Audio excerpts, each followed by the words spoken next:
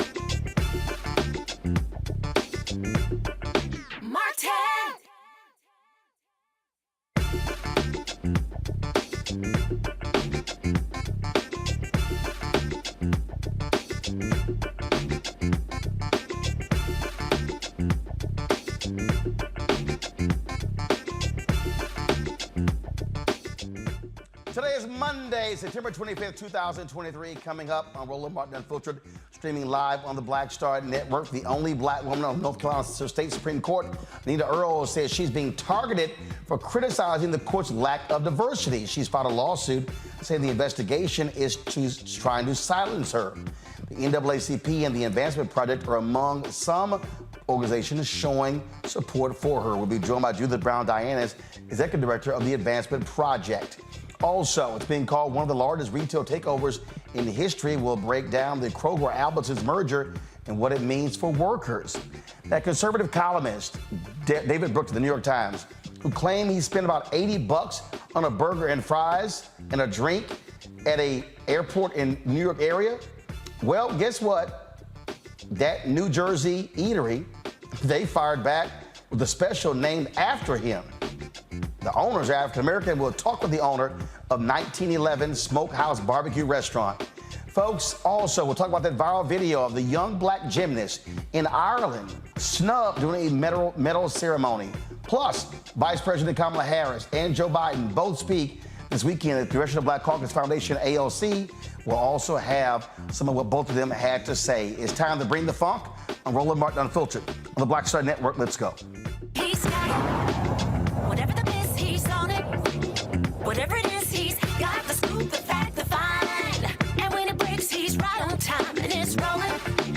Best believe he's knowing. Putting it down from sports to news to politics. With entertainment just for kicks, he's rolling. It's on go, y'all. It's Roland Martin, rolling with Roland now. He's funk, he's fresh, he's real, the best, you know he's Roland Martin now.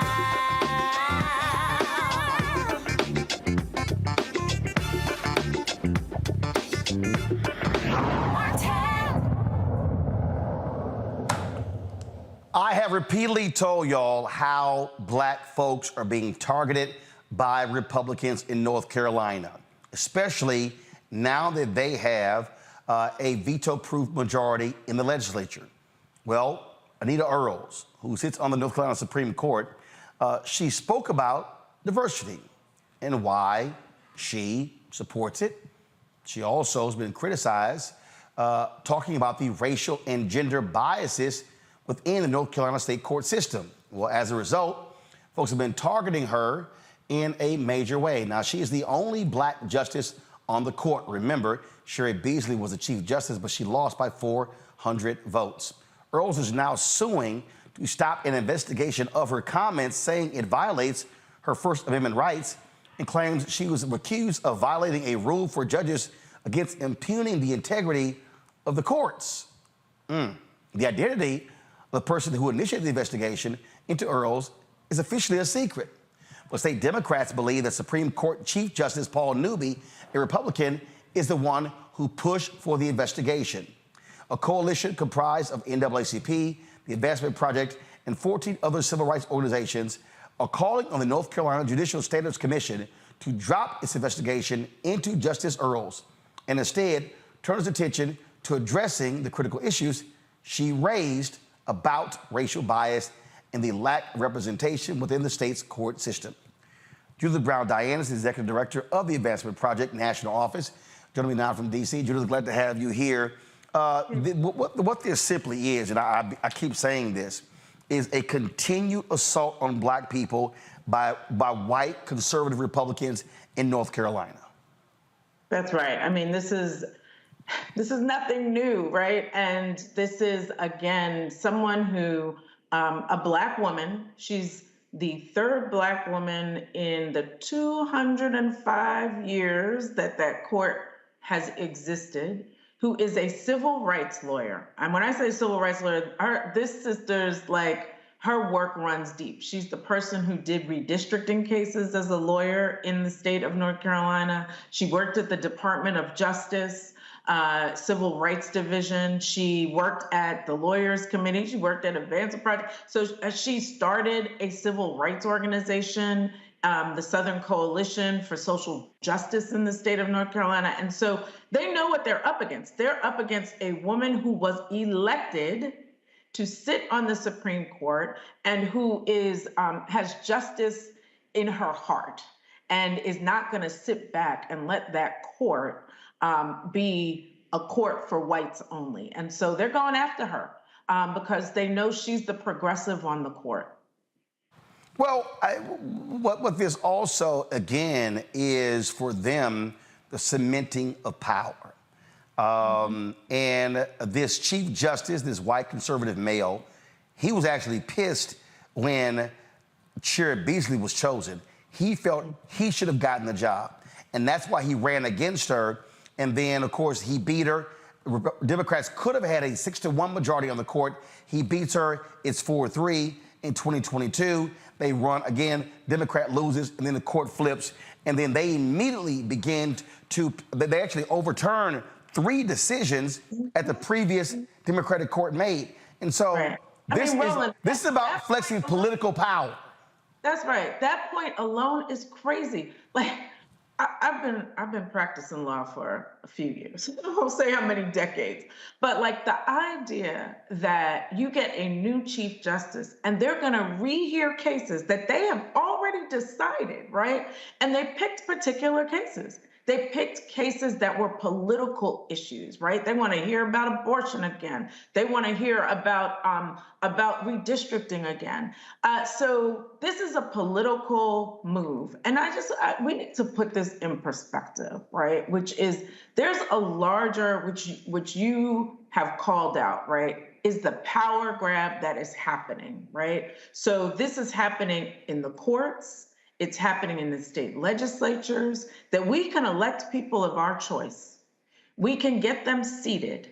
They can make policy decisions and court decisions that they should be making in the name of justice. And instead, what happens is these Republicans come in and they do a power grab and they say, you know what? So what, you elected those people? We don't care. We're going to overrule that. We're going to take up this law. We're going to get rid of that law with preemption, et cetera. And so we need to understand that this power grab that is happening is real, and it is happening in every branch of government. And North Carolina and Florida are places that are ground zero on these issues. This is the thing that what I keep saying to black voters in North Carolina: you can't sit at home. That's right. You've got a deranged lieutenant governor who's black, a Republican. Crazy people will say his ass crazy, okay? Mm-hmm. You've got these Republicans in the legislature doing all they can to screw over black people as well. And if you are black in North Carolina, I don't see how you can sit out an election when these people are targeting black people. It's not even covert, it's overt. Right. And we downplay the courts, right? We downplay the elections of judges, right? Because everybody worries about presidential election, congressional elections, but judges matter. All of the issues we care about are going before these courts, and these right-wing courts are getting rid of protections, civil rights protections that we thought we would always have, because we fought for them, we bled for them, we died for them. But they are rolling back the clock, and they're using the courts and the state legislatures as their tools. And so we cannot sit back, right? People in North Carolina need to know who Anita Earls is, need to know that she ran, need to know that she won that position, right? And that when the elections come up for Supreme Court justices, you can't sit at home because you only care about who becomes president. You need to be turning out for these elections because judges matter. Well, and also what these people are going to do, remember, they may very well allow racial gerrymandering. This court. Mm-hmm. That's right. I mean, this is right. These cases come before a Supreme Court at the state level. And so they get to lock in, and they're partisan judges.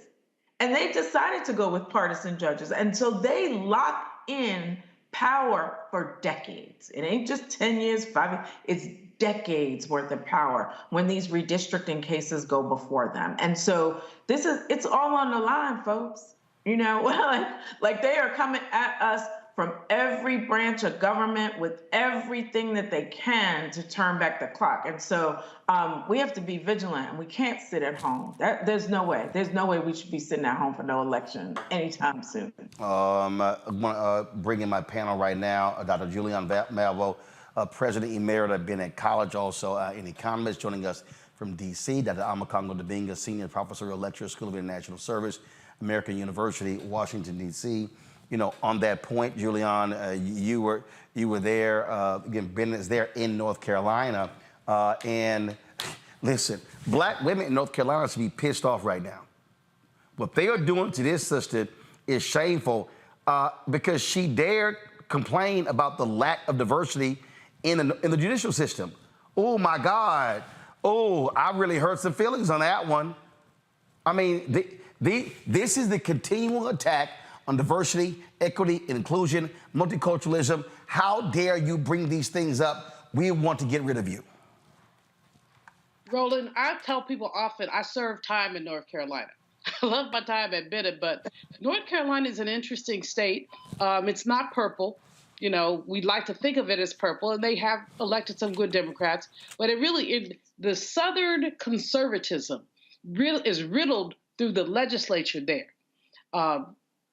Congresswoman Alma Adams was on Bennett's faculty. And when the Republicans took the ledge back from the Democrats, they took that sister and put her like in a closet. She'd had a nice big old, put her in a closet.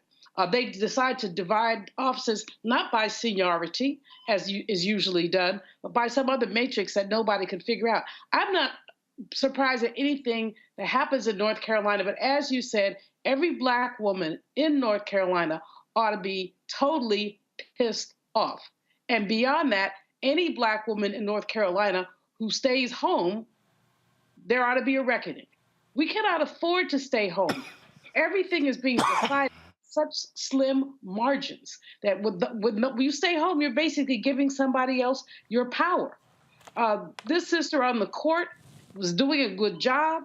What is the problem? This white boy is just upset because she had the nerve to open her mouth. Well, I'm glad that she's suing for her First Amendment rights because she has a right to her opinion. She didn't go to the legislature and say the court is biased. And what she's saying is that there's an imbalance of power and there's little diversity.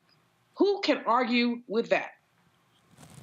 Amakongo, the thing that I keep trying to say to folk, you can't just sit here and get pissed off and be mad and say stuff on social media.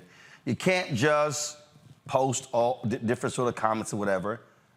The way to beat them is at the ballot box. And when you look at the numbers, I mean, bottom line is, if black folks had turned out, and frankly, Sheriff Beasley had not listened to her white consultants, okay, she could be the United States Senator. And so this is how you beat them. You defeat them at the ballot box. And this is something that you've also always said on your show, is the importance of us not channeling all our funds and resources towards like the DNC, but supporting local organizations on the ground that are doing the work to get this information out. When we see what's happening in North Carolina, as it has been said earlier, this is something that's happening all across the country. And it's happening in the judicial system. It's happening with our legislators as well. Look at what Ron DeSantis did, getting rid of what we're like suspending 20 plus legislators at different levels there. And so when it comes down to it, we have to continue to mobilize. But I think it's also important that we also make sure that we're speaking to what's happening to white folks in North Carolina as well, because in too many instances, we are seeing that they always start with black people. And when they see that other folks are not coalescing around them, they come for other people. That's how in the educational sense in Florida, they lost AP psychology. That's how in Roe v. Wade, they came after black issues. And now it's like, let's go after these rights as well. They never stop. And at what point do people who live in these districts who realize that these judges, these senators, these Congress people, they're not serving them anything. They're not doing anything to build their own communities. They only believe in the politics of power, and they're not doing anything empowering for their constituents. And if just being able to silence black people is enough for these folks, then that's all they're going to take. And so I really think at the end of the day, the fact that you're bringing this up, I don't hear anybody in all of these other news networks talking about North Carolina. But the last thing I will say is that these guys are all following Trump's example. Trump has made it clear that if he comes back in, he is going to be an autocrat. And people are feeling at every level they can start doing the same thing and start talking the same talk because they know they got somebody at the top who's going to support them. And we have to counter that as well. See, this here for me, Judith, and I guess what angers me, and I hear this right now, I hear people going, oh, I'm just not motivated to vote. Are you paying attention? Right. Are you paying attention to North Carolina, to Georgia, to Arkansas, the burning of books, Florida, Mississippi, Texas, what happened in Tennessee? There is no way in hell anybody watching or listening should even utter the phrase, I'm not motivated to vote, when you have a political party that literally has black people in their bullseye and they are going after everything. That to me is insanity. That's right. Roland, it's all on the line right now. I will say that being a civil rights lawyer for as long as I've been, I actually didn't think that we would get here, right? Like, I actually did not think that the turn back on Roe v. Wade, I knew they were always coming for it, but I didn't think that they'd actually get there, right? The rollbacks on affirmative action, the anti-woke movement, the book bans, it's all on the table. Right? It is the erasure of Black people and our history. It is the erasure and attacks on LGBTQ family members. It is the degradation of our very existence. They are coming for us. And if we don't understand that, because they understand what the change in demographics of America means for them, that those who are in power feel like we are losing power. And so they got to step up and take everything from us. And so this is our moment to either be complicit by sitting home or to step up and be involved. And that does mean working with groups on the ground. Like, I want to shout out the North Carolina Black Alliance, who the national organizations are working with, or if it's working with the national organizations. We don't have time to sit home, people. This is not the moment. The rising crime narrative, who are they coming for? Who are they saying are the criminals? Our children, who they're saying again are super predators. So they're after us. And so we've got to be ready to stand up, to fight, to go to the ballot box. But remember that it doesn't end on election day, that our work has got to be 365. So here's why I will have to take exception, Judith. They told you they were coming after Roe v. Wade. I know, but I'm just saying I didn't think. I did. Listen, when they tell you we doing something, I'm like, believe them, which means... And they have the money, Roland. This is the other thing, is that they have the money, right? So what happened, Roe v. Wade wasn't overturned because of one case. Affirmative action wasn't overturned because of one case. But they have strategically chipped away year after year at these protections. The Voting Rights Act, year after year, they've brought redistricting cases. And so this is a CO conspiracy, people, right? This is intentional. They have the money. The Ed Blums of the world, who are attacking affirmative action on every level, they have the money and they have had a plan that they have been executing for decades. And so I was in La La Land, but I know that this is happening and that we don't have a choice. We have to turn out and that we have to be engaged. Hey, they're coming. And so anybody out there watching or listening, if Trump wins, they regain the Senate, I don't want to hear nobody black and nobody not black say, I didn't think they were going to go this far. You got Trump out here talking about executing General Milley and targeting the media as well. I believe every crazy thing his ass says, the Republicans will actually let him do it because they crave power. Judith, we appreciate it. Thanks a lot. Thank you. All right, folks, gonna go to break. We come back. More on Roland Martin Unfiltered on the Black Star Network. Don't forget, we're going to hear from Vice President Kamala Harris, President Joe Biden, speaking to the Congressional Black Caucus Foundation, AOC, on Saturday night. Also, David Brooks got busted in a lie criticizing the prices at a airport restaurant when he really was down on a bunch of drinks. And then going to try to sit here and try to dance out of it. Come on, man. Stop tripping. You're watching Roland Martin Unfiltered on the Black Star Network. Back in a moment. Hatred on the streets, a horrific scene, a white nationalist rally that descended into deadly violence. White people are losing their damn minds. As an angry pro-Trump mob storms the U.S. Capitol, we're about to see the rise of what I call white minority resistance. We have seen white folks in this country who simply cannot tolerate black folks voting. I think what we're seeing is the inevitable result of violent denial. This is part of American history. Every time that people of color have made progress, whether real or symbolic, there has been what Carol Anderson at Emory University calls white rage as a backlash. This is the rise of the Proud Boys and the Boogaloo Boys. America, there's going to be more of this. Here's all the Proud Boys, guys. This country is getting increasingly racist in its behaviors and its attitudes because of the fear of white people. The fear that they're taking our jobs, they're taking our resources, they're taking our women. This is white fear.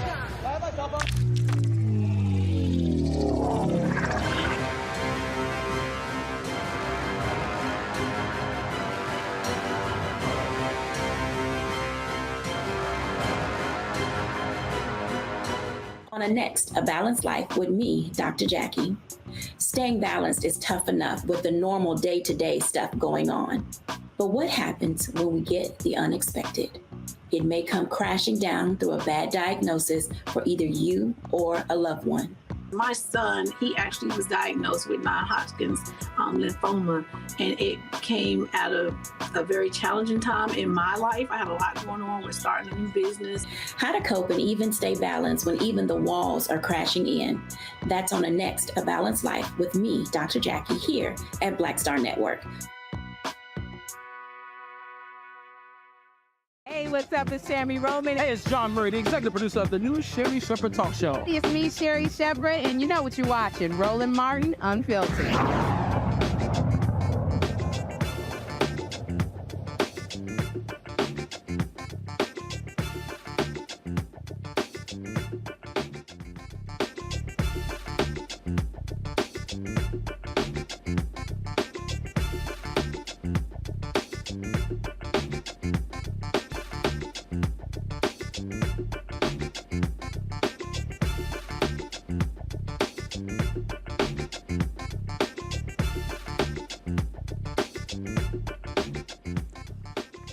It's been called one of the largest retail mergers in U.S. history. Kroger-Albertsons. It would give Kroger almost 5,000 stores nationwide with 700,000 workers before an undetermined number of store divestitures. Morgan Harper is with the American Economic Liberties Project. Joins me now from Columbus, Ohio, to discuss this. Okay, so Morgan, look, we've seen these mergers before. We've seen these companies do these things before. And what tends to happen is, a lot of times is layoffs, store closures. The grocery business is not a high profit margin business. Typically operates on 1% to 2% profit margins. And so what will this merger first mean for customers, food prices, and then employees? Yeah, well, thanks again for having me. And you're right, you're identifying all these different harms that we anticipate will come from this merger. So one, we've already seen grocery prices, food prices increase a lot since the pandemic with inflation, and having Kroger-Albertson as a merged company have even more market dominance is going to give them the power to increase prices even more. After this merger, they will dominate about 70% of regional grocery markets throughout the country.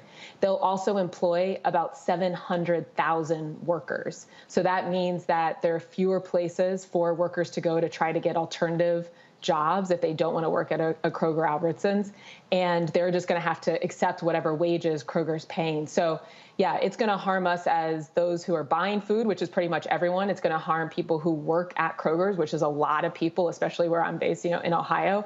And we're going to see it even harder for our independent grocery store owners, small business owners, to compete against this type of giant. So it's interesting. I was sitting here reading this particular story here on Yahoo Finance. I'm going to show it in a second, where the author contends, go to my iPad, please. It says, why Kroger-Albertsons need to merge immediately to compete with Walmart. So when you hear that, when you hear this notion that, well, you got to have competition and this is the way to compete with Walmart, what do you say?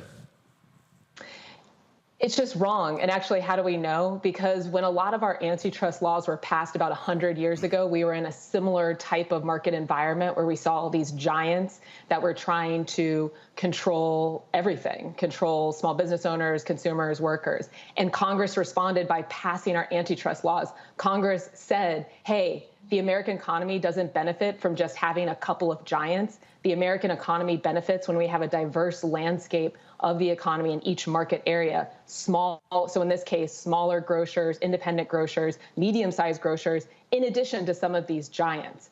And so, when we're in a situation right now where about 75% of customers are buying groceries from Walmart, who benefits the most from that? Walmart. When we have another giant like Kroger-Albertsons, if this is allowed to go through, who's going to benefit the most? The giants. But what about the rest of us? We need to enforce our antitrust laws. That's why it's so great that we have new leadership in this Biden administration at the Federal Trade Commission that can potentially do what Congress intended in the first place over 100 years and make sure that we have real competition in the market. To that particular point, 7 states have sent letters to the Federal Trade Commission. Go to my iPad.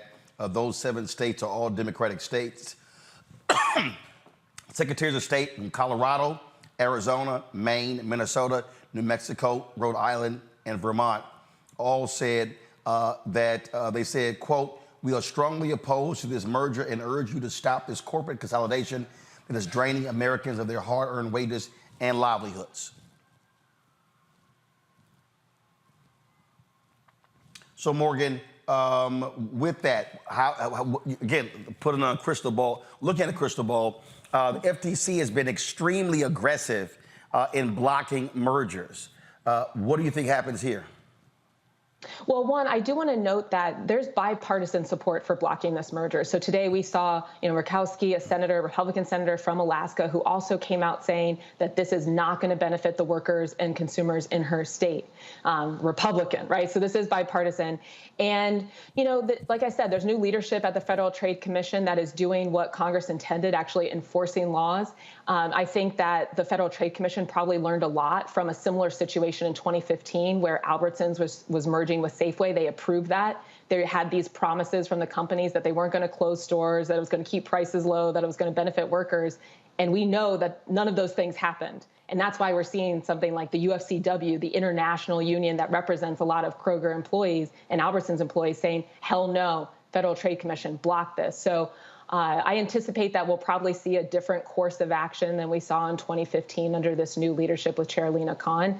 And at the best, all we can do is hope and see, but that's the right thing to do. That would be aligning with congressional intent here to maintain competition in the grocery market.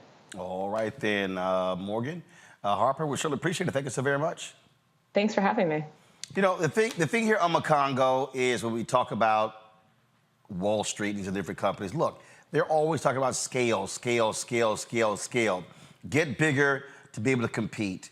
But what often happens is, despite all the promises, if you're one of those people who are working there, it don't necessarily end up well for you when layoffs come, because what happens? When these mergers take place, they take on more debt, and in order to service that debt, they got to cut. Well, what's the highest cost for any company? Labor. Yep. And I think really at the end of the day, the members of the union who Ms. Harper spoke about, they need to start getting their ducks in a row right now. You see Biden, going to the picket line tomorrow with the auto workers and the like. there shouldn't be any group, any organization in this country, any group of labor in this country that feels like people are not coming for them. And kind of going off to our last segment, I think some of these guys, these corporate guys are emboldened. They may think Trump's going to get back in power and be as anti-union as he was before, and they can kind of start getting away with this because maybe new leadership's going to come in. But for the people who are on the ground, the workers, we hoping that the FTC comes through for them, but you can't wait for that. Because even as it stands right now, they already feel like, I'm sure, in a position that they're not getting the respect that they deserve. Otherwise, this type of merger wouldn't even be happening. And so we know what's going to happen. We know there's going to be the layoffs, the store closures, everything that was just mentioned.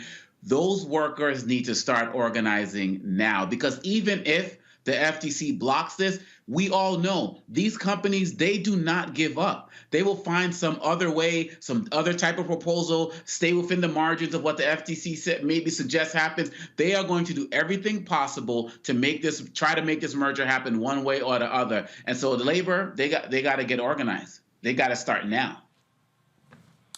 Julian, from an economic standpoint, how do these mergers tend to work out for workers and consumers? Well, you said it earlier. Basically, costs are going to go up. They're spending a lot of money to basically, quote, merge. They're spending a lot of money. They're going to have to borrow some of it. They borrow some of it, they're going to have to cut other costs. And those costs are going to be workers. In addition, what we've already seen in this past year really is costs of food going up. People spending more money for food. They'll spend even more if this merger is allowed to go through. The reason why the Federal Trade Commission has an interest in how capital is organized is because they're creating a near monopoly. And they've cut out how they explain why. They want to compete with Walmart. Well, they're not going to have the volume of Walmart, but what they're going to be able to do is, as Sister just said, they're going to be able to knock out a lot of small grocery stores. They will probably close some grocery stores. Workers are going to be much worse off, but consumers are the ones who are going to be the most worse off, because when you go to pay for your groceries and you find you're paying 4, 5, 10% more, that hits you where you live. Wages have been stagnant since the 70s, growing up a little bit here and a little bit there. This is a very bad move. I don't even know how it's gotten to be this far. But as Sister said, the FTC has new leadership. That new leadership is not likely to let this go through. The previous FTC was, of course, Rump appointed, and their interests are predatory capitalism. So this is a bad move, and we need to. I'm glad that these legislators or secretaries of state in 7 states have written to say stop it, but there have to be more. And what we have to see is a bipartisan pushback on this, because Republicans and Democrats both buy groceries. And so if you care about your constituents, you have to look at this. But, too many of these folks, they don't care about their constituents. They care about themselves. They're amassing power basically sector by sector by sector in the judiciary, in the legislature, in corporate governance and corporate organization. This is, again, I repeat myself, this is a very bad idea. All right. All right, hold tight 1 second. We come back. Another bad idea, shutting the federal government down, but Republicans are hell-bent on doing that. We'll discuss that and what it means for African Americans. Plus, Vice President Kamala Harris, President Joe Biden both speak to the Congressional Black Caucus Foundation, ALC. We'll show you some of what both of them had to say about what they have done for Black America. That is next on Roland Martin Unfiltered on the Black Star Network. Watching on YouTube, hit the like button right now, folks. Critically important. It impacts the algorithm, so please do so. Also, support our Bring the Funk fan club. Your dollars make it possible for us to do what we do. Send your check and money order to P.O. Box 57196, Washington, D.C., 20037-0196. Cash App, $RM Unfiltered. PayPal, R Martin Unfiltered. Venmo is RM Unfiltered.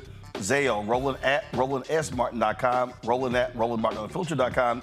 Be sure to get a copy of my book, White Fear, How the Browning of America is Making White Folks Lose Their Minds, available at bookstores nationwide. Plus, download the Black Star Network app, Apple phone, Android phone, Apple TV, Android TV, Roku, Amazon Fire TV, Xbox One, Samsung Smart TV. We'll be right back. On the next Get Wealthy with me, Deborah Owens, America's Wealth Coach, Less than 5% of the top executive positions in corporate America are held by women of color. We know it's not because of talent. A recent study says that it's microaggressions, unconscious bias, and limited opportunities being offered to women of color.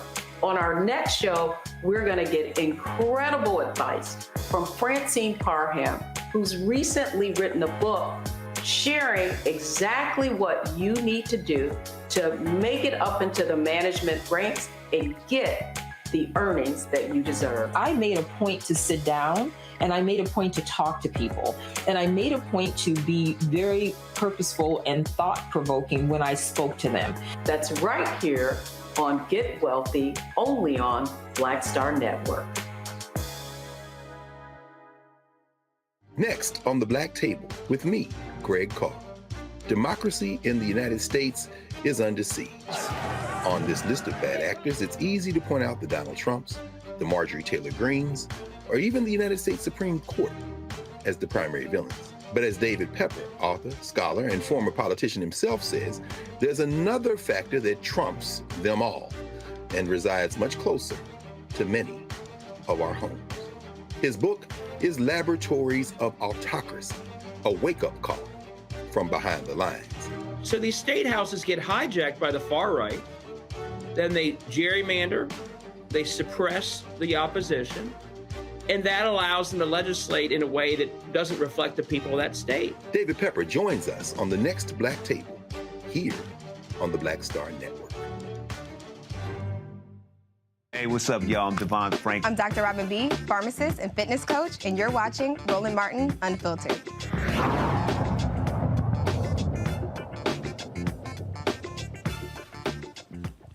All right, folks, Tuesday.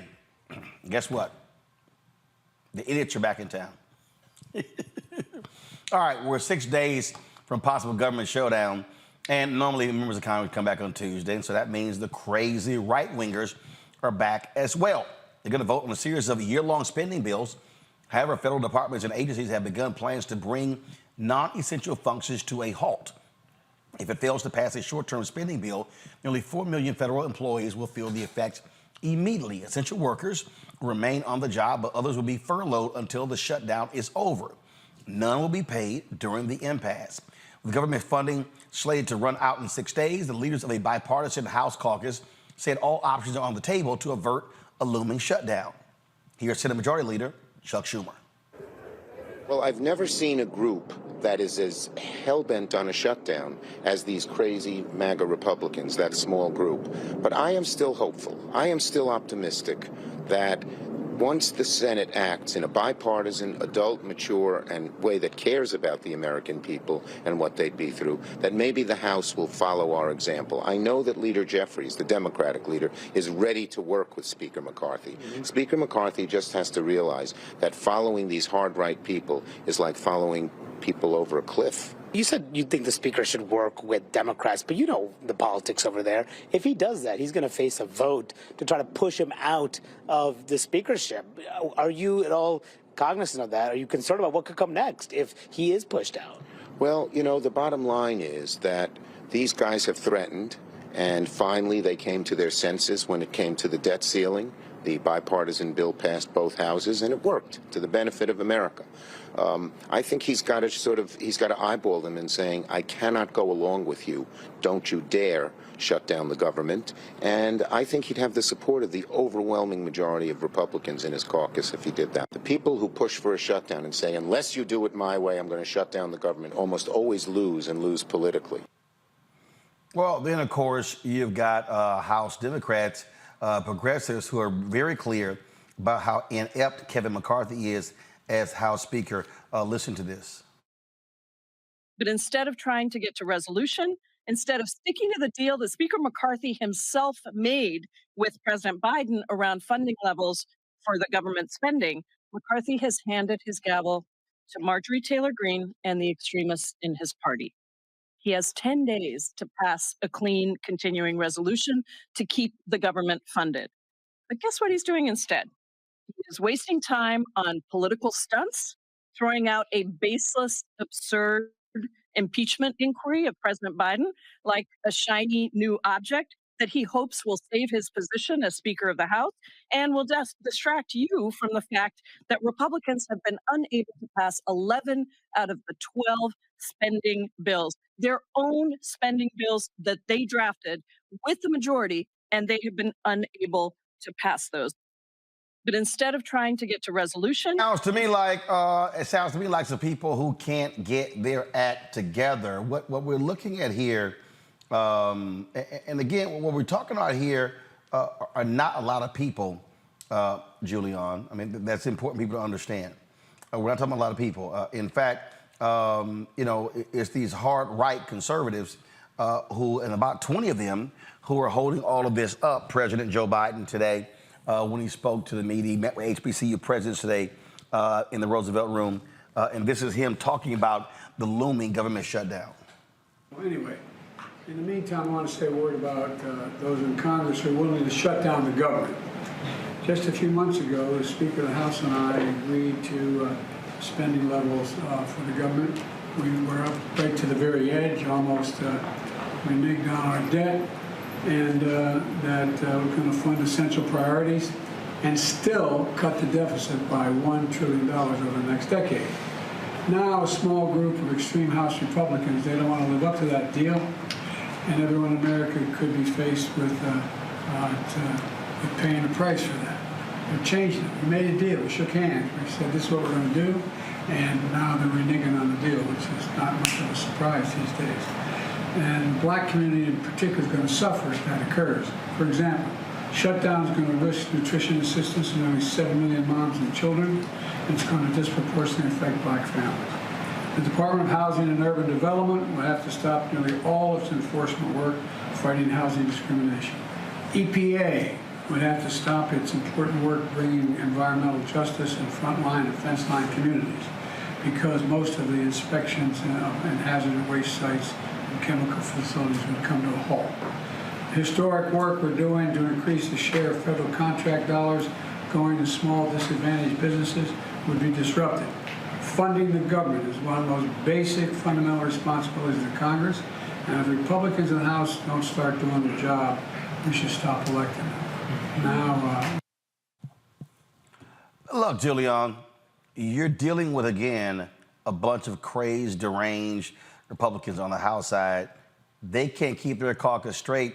So if I'm Democrats, I let them screw it all up and blame them every day of the week. Well, Roland, I think we'll do that. But the fact is that if government closes, as the president has said, as we all know, our people, black people, will face a disproportionate burden. Basically, 18.2% of federal workers are African American. And so closed government, black folks suffer. The brother from, I forget the name of the union, but he was on one of the networks this morning talking about how people are going to be hurt. And the fact that federal salaries are, people think federal government workers make a lot of money. They don't. And so many of these folks, missing one paycheck could be catastrophic. Missing one paycheck could mean any number of things regarding eviction and car repossession, because there's so many people who are living on the edge.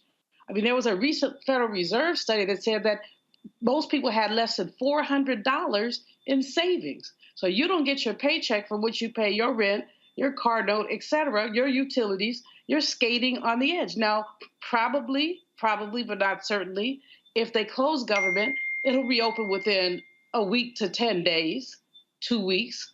But those folks, and people will get their money. They usually pay people when they're out, but they'll get their money on a delayed basis. Landlord gonna wait that long? Not necessarily. This is very problematic. And, Marjorie Taylor Greene and Matt Gaetz and these, you were very kind in calling them deranged. I mean, there probably be some more appropriate words that basically, insanity, delusionism. It's really crazy because guess what? They can take McCarthy's gavel if they want to. Then what they're going to do, have another 15 votes to try to get a new speaker because there's no obvious candidate for speaker. We are sitting inside of a situation where the Republicans, again, we talked about it earlier in this program. They're just grabbing power. Why? Because they want it. And nobody is prepared or willing to tell them there are no reasonable Republicans, or there are a few, but I mean, stop it, y'all. Just stop it. I mean, and if McCarthy has to go to the Democrats, yes, he should. And they want to take his gavel, let him take it. Then what they gonna do? McConnell? Look, we've called them all a bunch of names. At the end of the day, these guys, they are nihilists.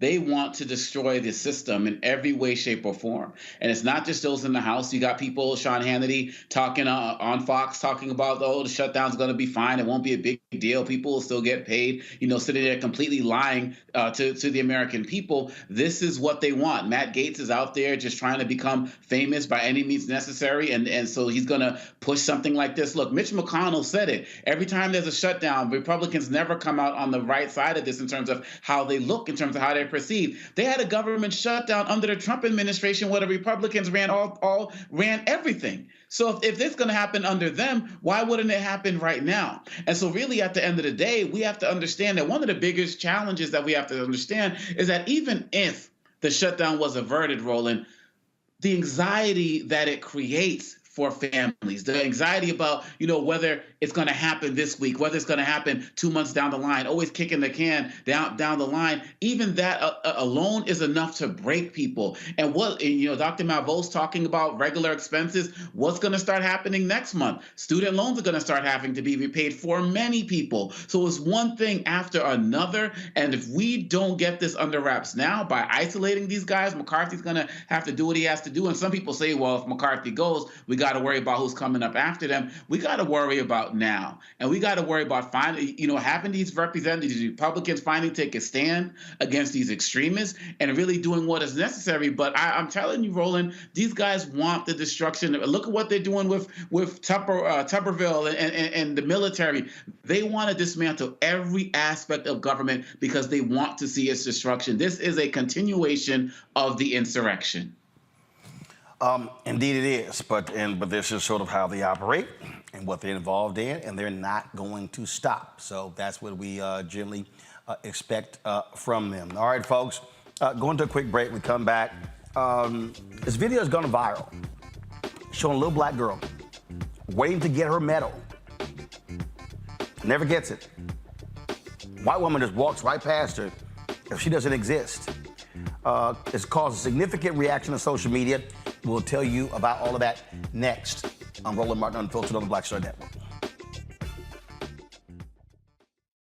All change is not growth. Right. But thoughtful change is real good fertilizer. And that's what has been so beneficial to us. But you also were not afraid of the pivot. Well, and I'm a black woman in business. Come on, I don't care how I dress up. I don't care who I'm speaking with. I don't care what part of the world I am in. I still am a black woman in business. Being afraid of the pivot, being fearful of change is not what got me here. Respectful of change, respectful of pivot, yeah. Fearful, no, no.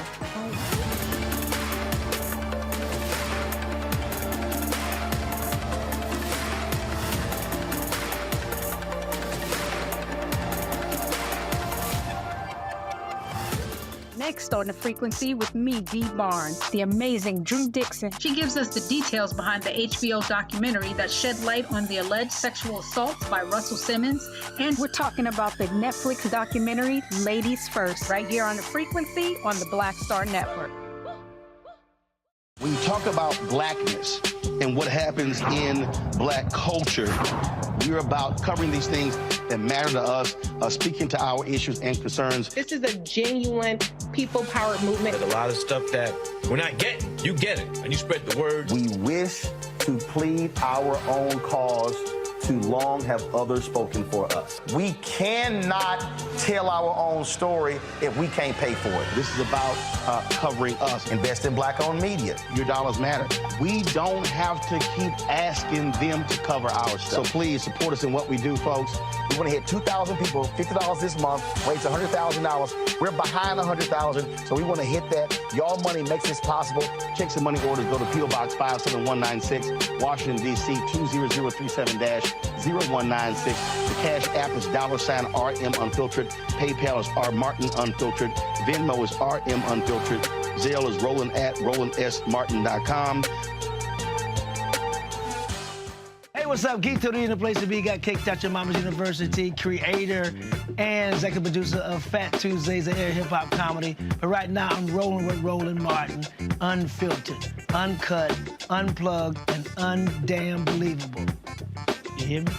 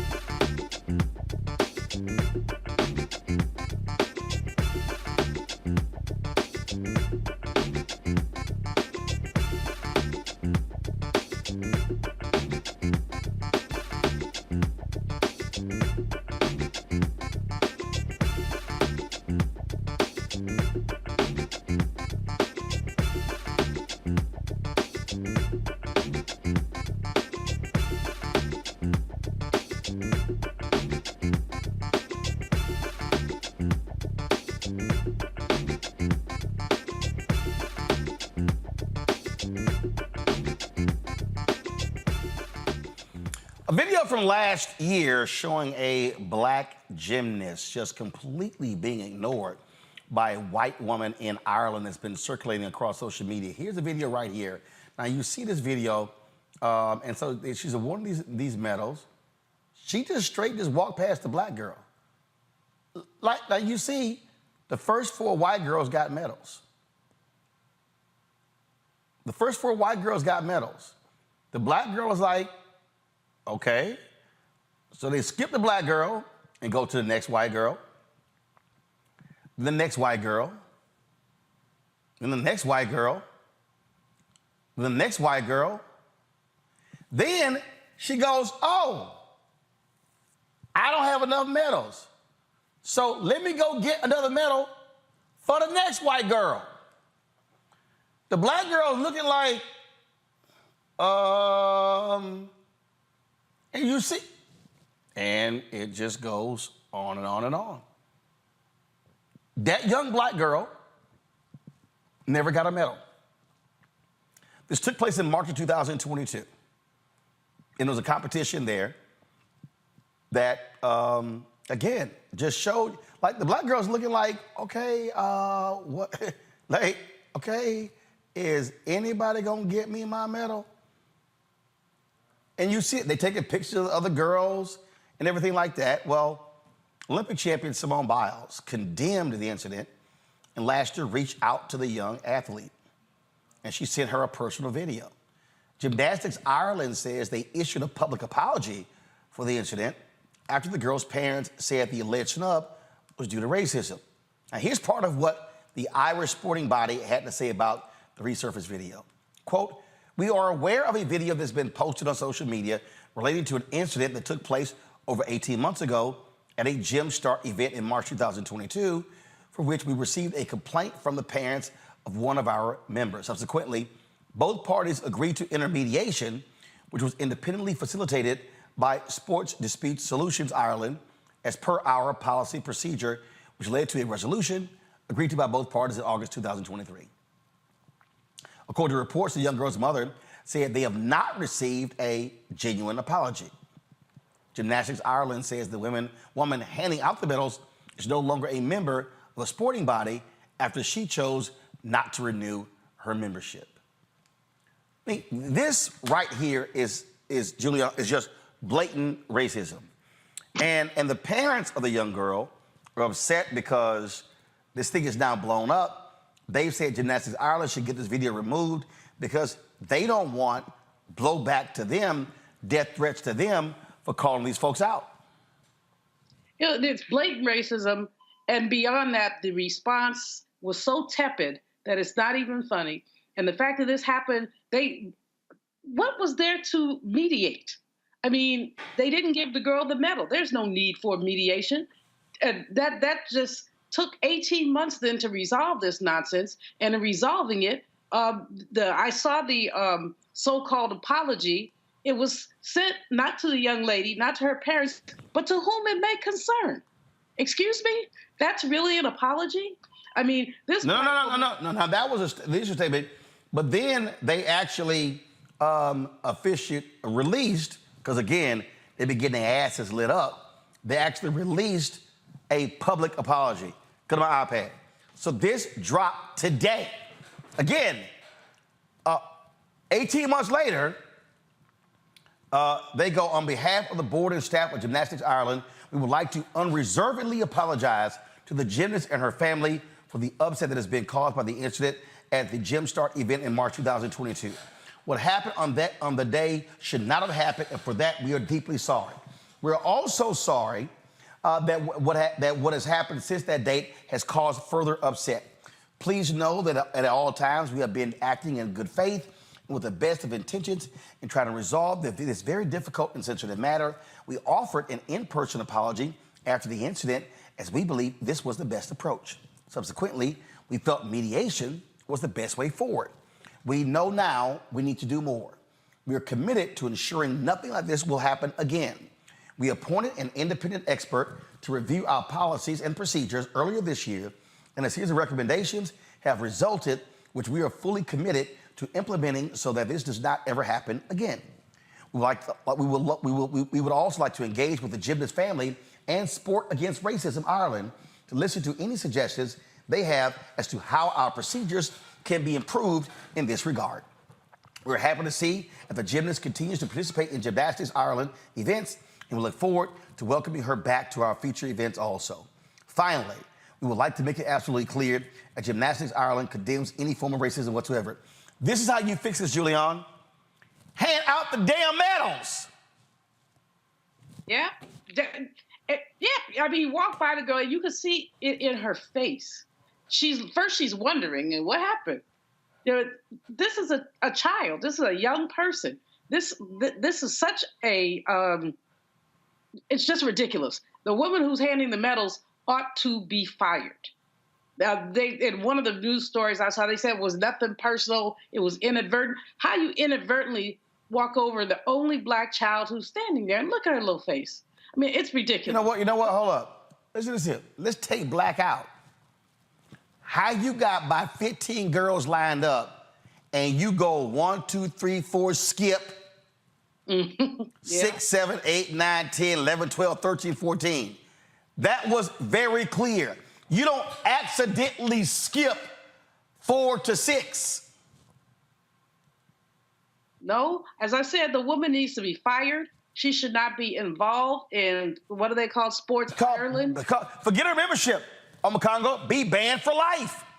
Hello. Yeah, and they try to say, well, she didn't renew her membership, so she's no longer a part of the organization. So basically, we wash your hands as it relates to her. But no, there's other sanctions and things I'm sure that she could suffer. Again, we go back to the fact this is March 2022. In one of my chapters in my book, Lies About Black People, I talk about how racism is global and anti-blackness is global. And this is just another example of that. The fact that this is only getting attention now because it's gone viral speaks to where Gymnastics Ireland has been and probably will be once this video stops becoming a story. And to see, the look on her face, to see all the people around her who also aren't saying anything, photographer sitting there taking pictures, hey, you forgot to put that medal on. So, no one is sticking up for this girl in this particular moment. And as beautiful as it is that, Simone Biles, reached out to the family and is speaking up and is condemning it, that's not where we should be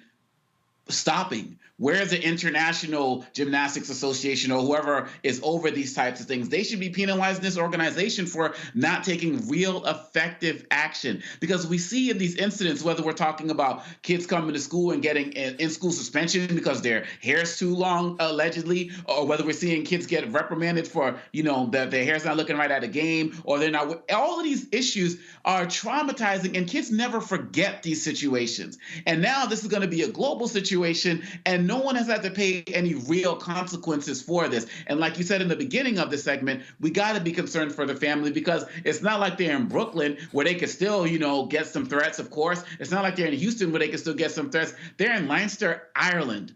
You know what I mean? And so people will come at them. People will try to find their social media and other places. And so they're going to need some forms of protection. And I understand the family wanted to make sure that, they're protected. But at the end of the day, if people took a stand back then, we wouldn't be in this situation now. So shame on that organization. And I hope that if the girl is still competing in gymnastics, she's found some other type of outlet, because they didn't say she's still competing with us. They just said she's still competing. But that whole family deserved better, and the whole association let them down. And let's be real clear, the reason any of this happened is because Simone Biles made that comment. First of all, the story was done in The Guardian. Go to my iPad. This is what the family said. And this story, this dropped looking for a few days ago. It says Gymnastics Ireland suppressed a personal apology letter. No, wrong. I don't want to pull that up yet. Let's see here. I'm gonna pull up this story here. Don't want to pull that up. I'm gonna pull this story here up. All right. Let's see if we have it here. Story's not showing up. But the mother of the girl said that Gymnastics Ireland officials declined to attend mediation, effectively casting the incident from March 2022 as a purely personal dispute between the family and one woman. The governing body did not make any commitment in public statements to investigate the incident, implementing anti-racism policies to improve protection for athletes of color. For 18 months, it did not apologize to the family. Quote, "It's unbelievable that you treat a little girl this way. It's a systemic problem because when you don't speak out, the message is that you are happy for it to go on." And here's the whole deal. If it wasn't for and so when the video went viral, folks, this is what happened here. Somebody posted, "I would love to see Simone Biles reach out to this girl if she's able." Biles said, "When this video was circulating, her parents reached out. It broke my heart to see, so I sent her a little video. There's no room for racism in any sport or at all." And guess what? It was Simone Biles' tweet that caused these folks to issue an apology today. They had no intention. She embarrassed them into a public apology. Mm-hmm. That's what she did. 3 days later, 3 days after that statement on the 22nd from Simone Biles, that statement came. And so really, when it comes down to it, these are situations, this is a public and international story, but these types of situations are happening every single day to our children. They're being minimized and marginalized and having these experiences that are going to stay with them. And we have to make sure that we're always calling it out, because if we don't, like you said, nothing would have happened if it wasn't for Simone speaking on this. All right, so we come back Julianne, real quick. I just said at 18 months. I mean, this happened in March of 22. So the 18 months is as egregious as everything. They were happy to let this go down, except for the fact that Simone Biles spoke up. They were happy to brush this under the rug, and that we wear the mask that grins and lies. It's just so egregious. All right, folks, we come back. Another story where social media was at play, and the person who started it, his ass was lying and got busted. I'm talking about New York Times conservative columnist David Brooks, when he had a few words to say about a burger and fries and a drink costing $78.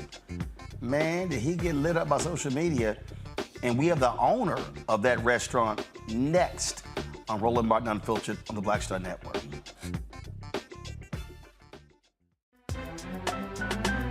I'm Faraji Muhammad, live from LA.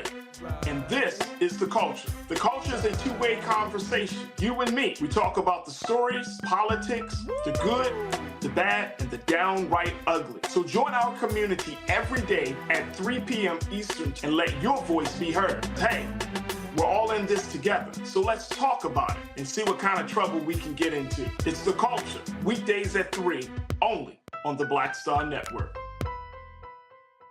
Next on the Black Table with me, Greg Carr. Democracy in the United States is under siege. On this list of bad actors, it's easy to point out the Donald Trumps, the Marjorie Taylor Greens, or even the United States Supreme Court as the primary villains. But as David Pepper, author, scholar, and former politician himself says, there's another factor that trumps them all and resides much closer to many of our homes. His book is Laboratories of Autocracy, a wake-up call from behind the lines. So these state houses get hijacked by the far right, then they gerrymander, they suppress the opposition, and that allows them to legislate in a way that doesn't reflect the people of that state. David Pepper joins us on the next Black Table, here on the Black Star Network. On a next, A Balanced Life with me, Dr. Jackie. Staying balanced is tough enough with the normal day-to-day stuff going on. But what happens when we get the unexpected? It may come crashing down through a bad diagnosis for either you or a loved one. My son, he actually was diagnosed with non-Hodgkin's lymphoma, and it came at a very challenging time in my life. I had a lot going on with starting a new business. How to cope and even stay balanced when even the walls are crashing in. That's on a next A Balanced Life with me, Dr. Jackie, here at Black Star Network. Hello, we're the Critter Fixers. I'm Dr. Bernard Hodges. And I'm Dr. Terrence Ferguson. And you're tuned in to Roland Martin Unfiltered.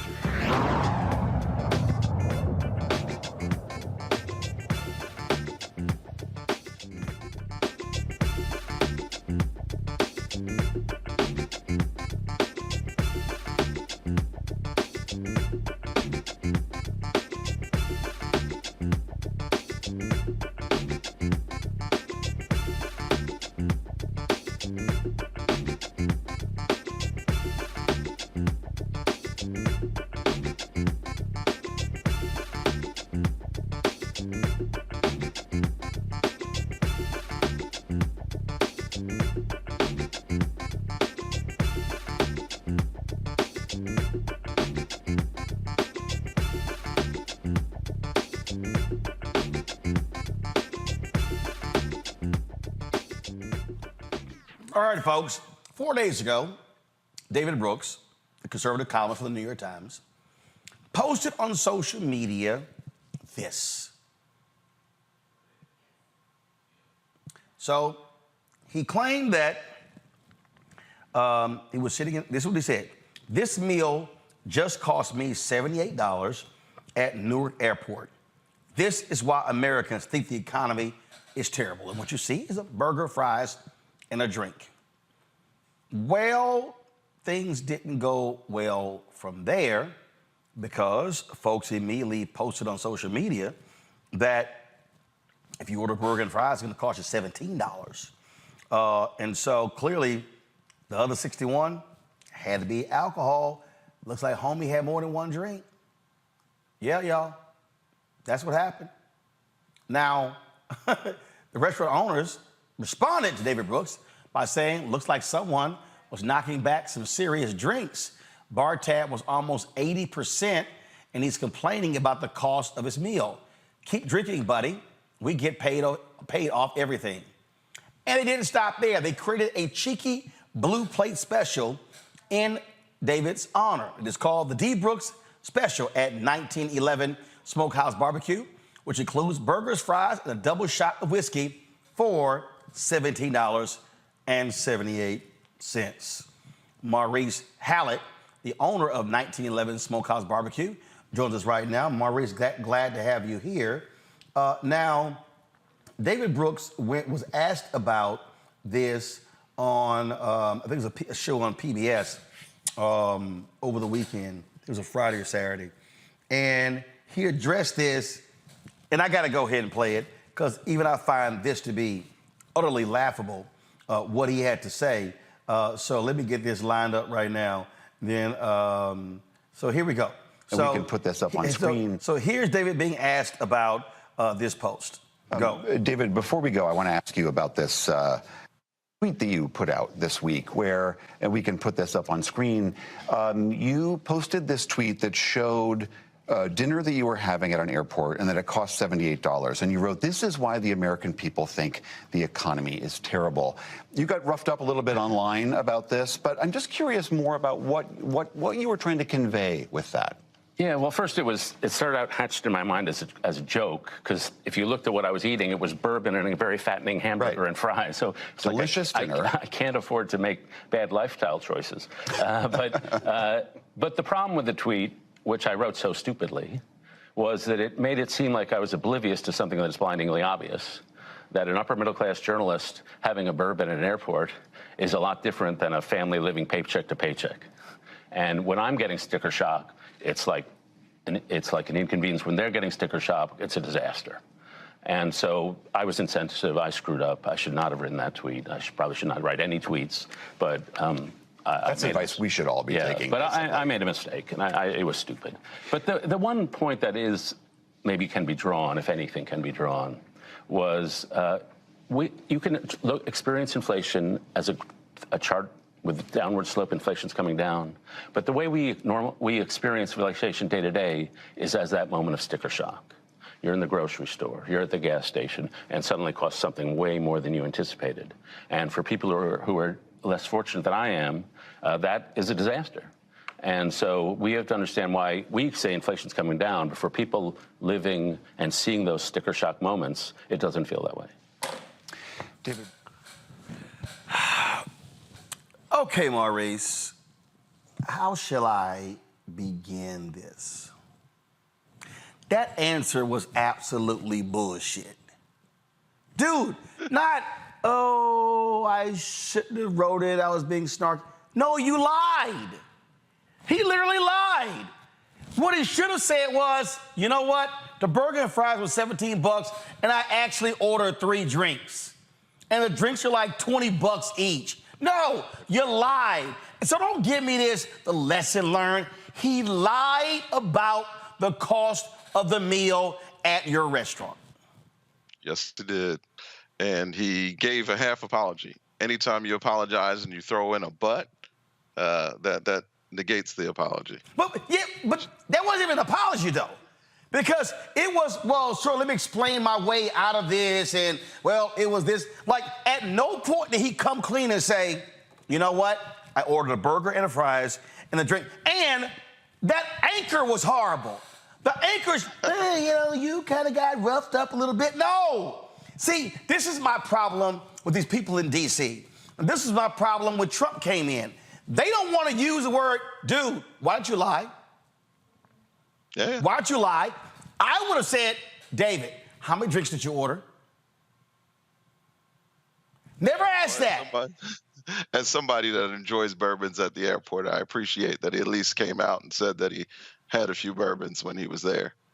So this thing blows up. And just, what is your immediate reaction when you see this photo and people going like, oh my God, you guys are charging $78 for a burger, fries, and a drink? Yeah, I've actually had a couple negative reviews based on someone thinking that I was charging $78 for a burger. But luckily, the 40+ million people that saw it, the majority of them realized that there was a lot of drinking that was involved. And the burger and fries was $17. And so this special y'all created, so what happened there?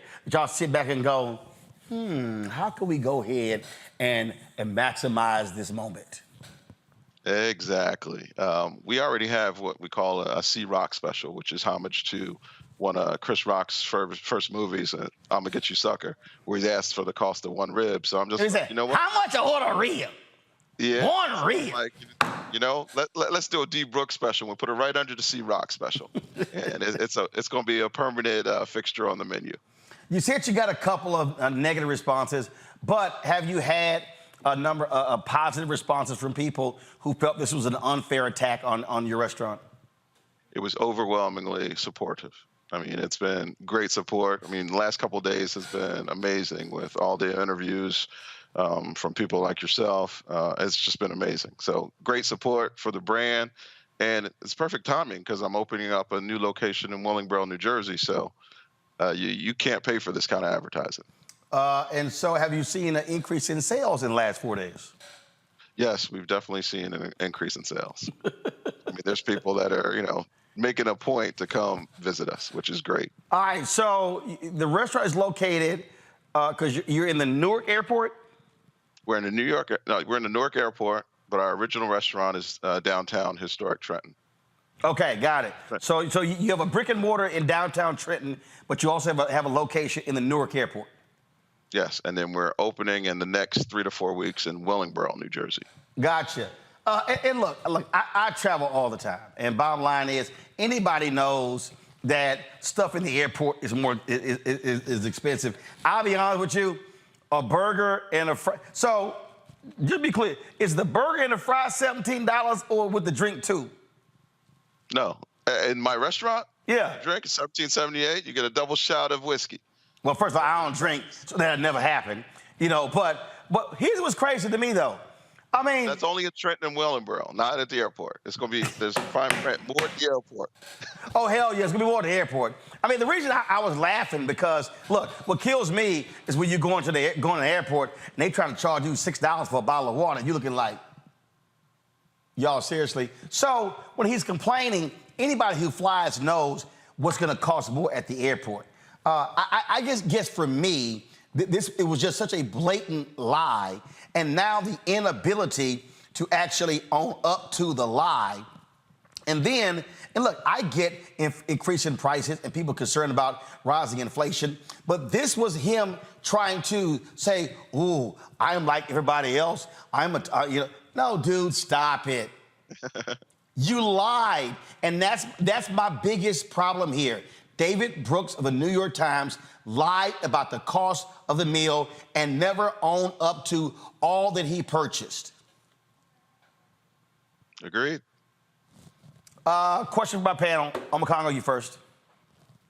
So I can't wait to check out one of your restaurants now, now that this is going on.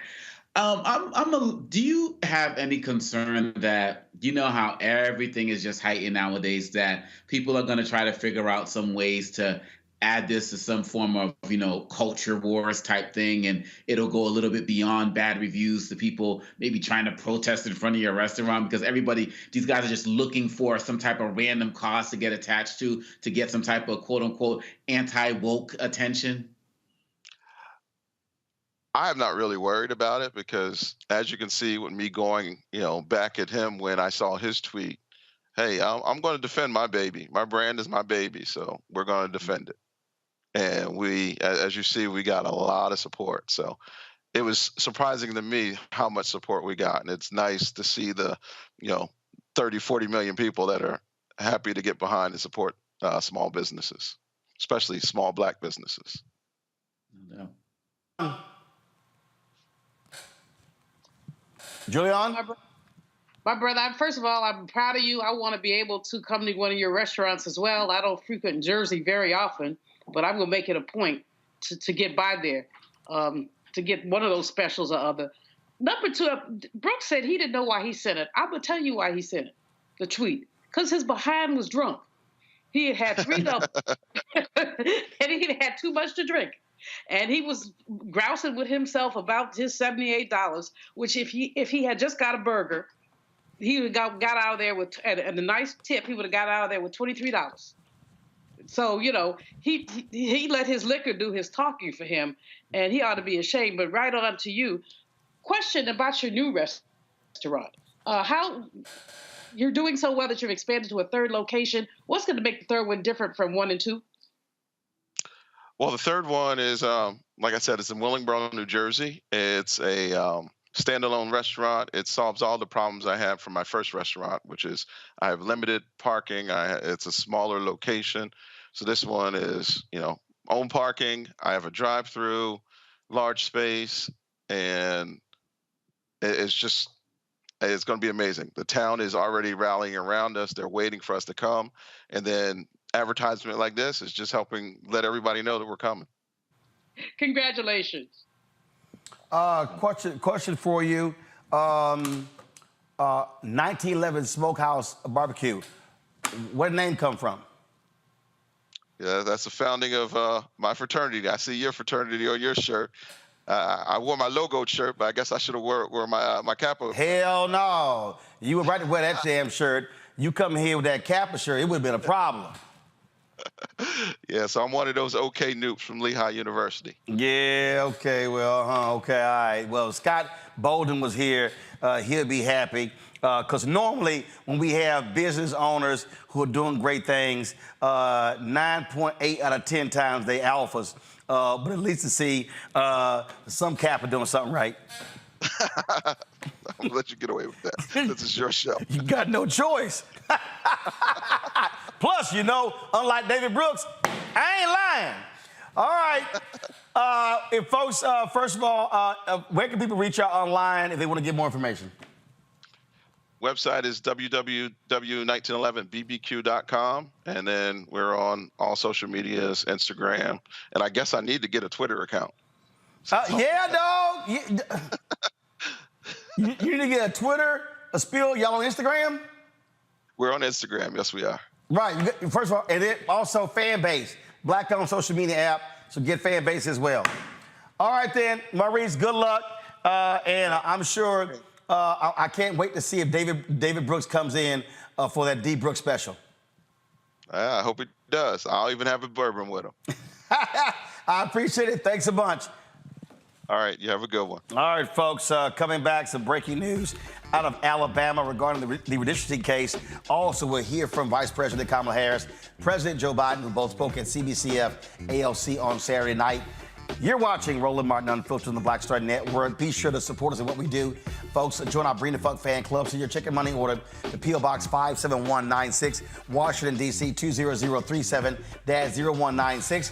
Cash App, $RM Unfiltered. PayPal, R Martin Unfiltered. Venmo is RM Unfiltered. Zelle, Roland at RolandSMartin.com. Roland at RolandMartinUnfiltered.com. And also, of course, download the Black Star Network app, Apple phone, Android phone, Apple TV, Android TV, Roku, Amazon Fire TV, Xbox One, Samsung Smart TV.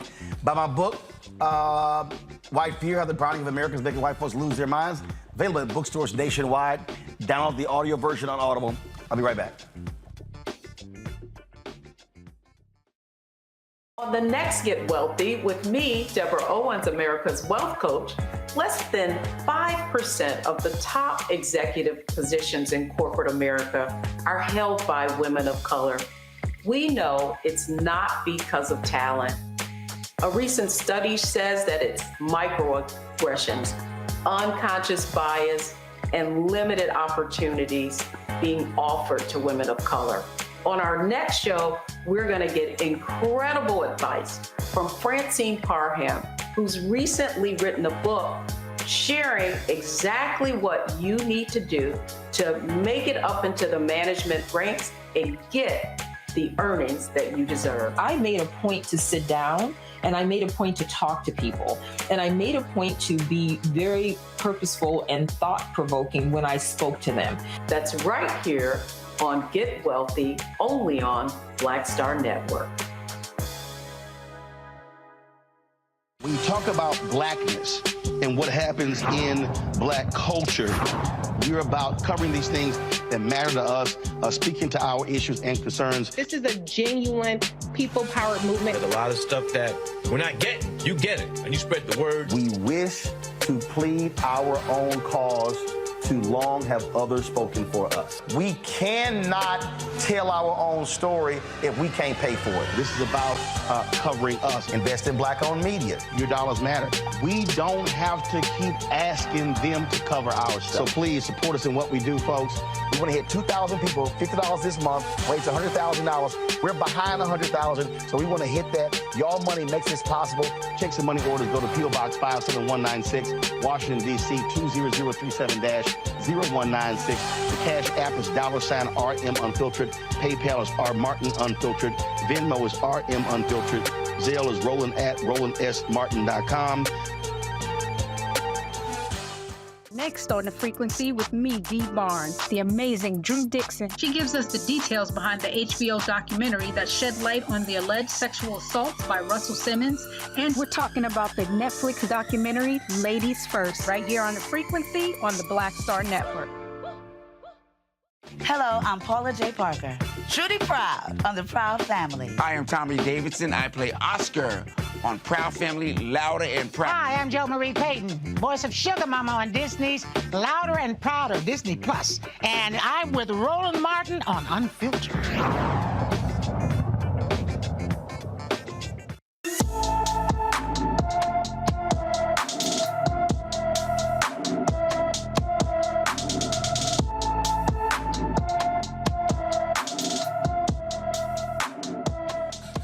Folks, Philadelphia Police Department needs our help locating Deshaun Williams, who's been missing since September 24th. The 11-year-old is 4 feet 11 inches tall, weighs 96 pounds, with black hair and brown eyes. Deshaun was last seen wearing a red and black hooded sweatshirt and blue jeans with rips on the front. Anyone with information on Deshaun Williams is asked to call Philadelphia's Northwest Detective Division, 215-686-3353, 215-686-3353.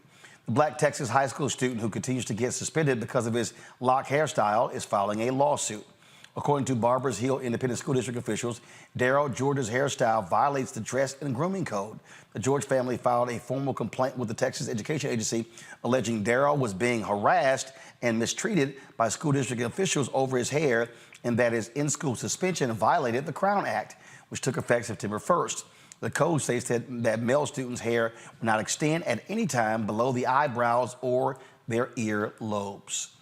All right, folks, the next story here, another interesting story here, and that is, first of all, free COVID tests, first of all, starting today. The Biden administration has put this back on track, these free COVID tests. They're available online at covidtest.gov, COVID tests.gov as part of a relaunch program to provide free home tests.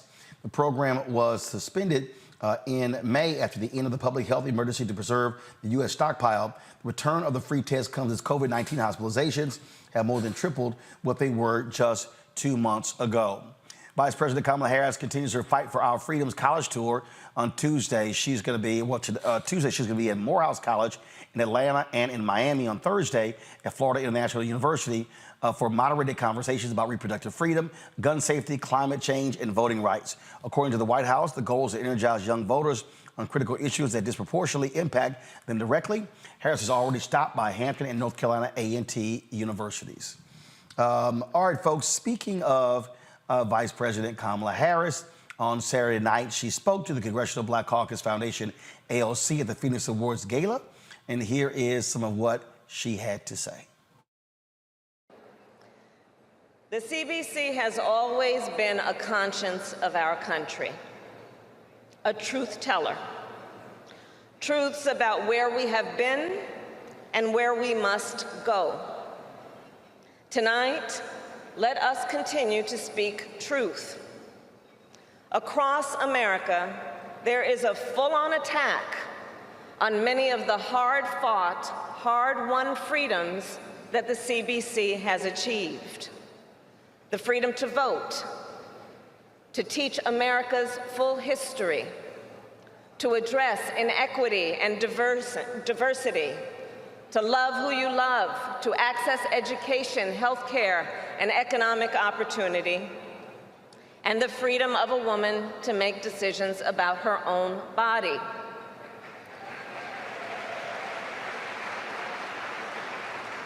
And on that last point, let us be clear. Just consider the highest court in our land, the Court of Thurgood, just took a constitutional right that had been recognized from the people of America, from the women of America. And as a result, in state after state across our country, extremist so-called leaders passed laws to criminalize doctors and punish women. many with no exception even for rape or incest. And let us be clear, one does not have to abandon their faith or deeply held beliefs to agree the government should not be telling her what to do with her body.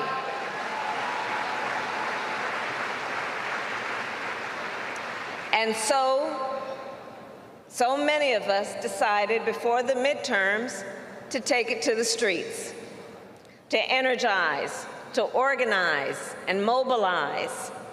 And let us remember all those pundits who predicted a red wave. Well, that didn't happen. Instead, up and down the ballot, the American people elected leaders who stand for freedom and liberty, including several new members of this very caucus. Together, the CBC is helping to lead the fight for reproductive freedom, just as you continue to lead the fight for civil rights. And I do believe the right to be safe is also a civil right. Today, however, gun violence is the #1 cause of death for children in America. But instead of protecting our children, extremists obstruct. We all know the story of the Justins. Silenced microphones, expulsion from the chamber, so outrageous that the next morning I got on Air Force 2 and flew down to Nashville,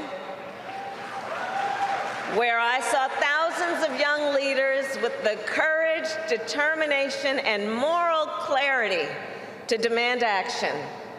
Demanding, as we all do, red flag laws, universal background checks, and a renewal of the assault weapons ban.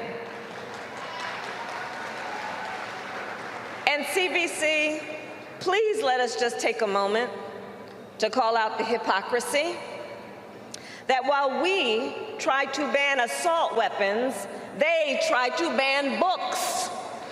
We want to keep guns out of schools. They want to keep books out of schools. And it does not stop there. In Florida, they intend to tell our children that enslaved people benefited from slavery, and then proposed a debate on this point. Well, I said when I went down to Florida, there is no round table, no lecture, no invitation we will accept to debate an undeniable fact: there were no redeeming qualities to slavery.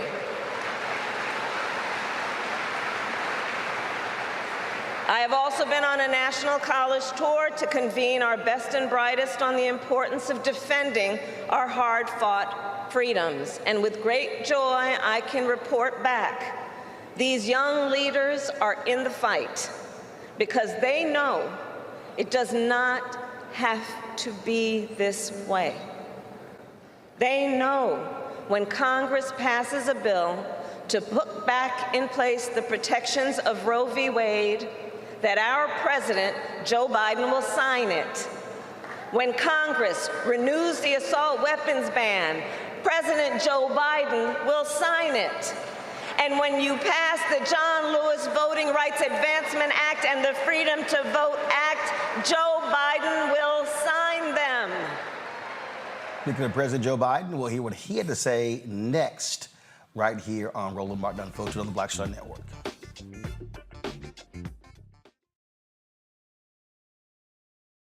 Next on The Frequency with me, Dee Barnes, the amazing Drew Dixon. She gives us the details behind the HBO documentary that shed light on the alleged sexual assaults by Russell Simmons. And we're talking about the Netflix documentary, Ladies First, right here on The Frequency on the Black Star Network. Hatred on the streets, a horrific scene, a white nationalist rally that descended into deadly violence. White people are losing their damn minds. As an angry pro-Trump mob storms the U.S. Capitol, we've seen shooting. We're about to see the rise of what I call white minority resistance. We have seen white folks in this country who simply cannot tolerate black folks voting. I think what we're seeing is the inevitable result of violent denial. This is part of American history. Every time that people of color have made progress, whether real or symbolic, there has been what Carol Anderson at Emory University calls white rage as a backlash. This is the rise of the Proud Boys and the Boogaloo Boys. America, there's going to be more of this. Here's all the Proud Boys, guys. This country is getting increasingly racist in its behaviors and its attitudes because of the fear of white people. The fear that they're taking our jobs, they're taking our resources, they're taking our women. This is white fear.